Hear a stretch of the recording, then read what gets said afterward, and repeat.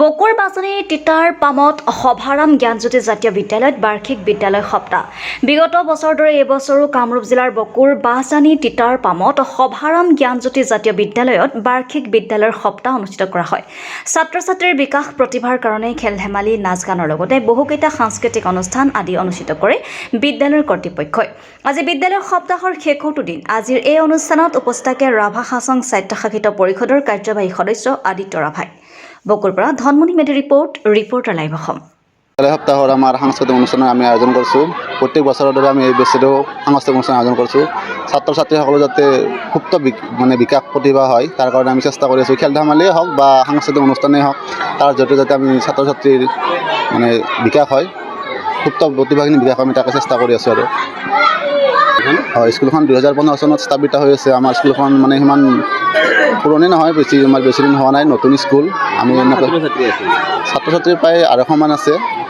এনেকৈ স্কুলখন আমাৰ প্ৰতি বছৰে সাংস্কৃতিক অনুষ্ঠান আয়োজন কৰোঁ। এনেকৈ চলি আছে। আৰু আজি বিদ্যালয় সপ্তাহৰ শেষৰটো দিন এনেকৈ চলি আছোঁ।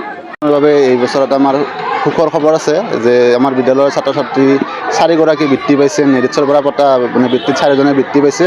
আৰু আমাৰ দক্ষিণ কামৰূপ জাতীয় বিদ্যালয়ৰ পৰা পতা বৃত্তিত 1জনে বৃত্তি পাইছে। সেইটো আমাৰ বিদ্যালয়ৰ কাৰণে এটা ভাল খবৰ, গৌৰৱৰ বিষয়।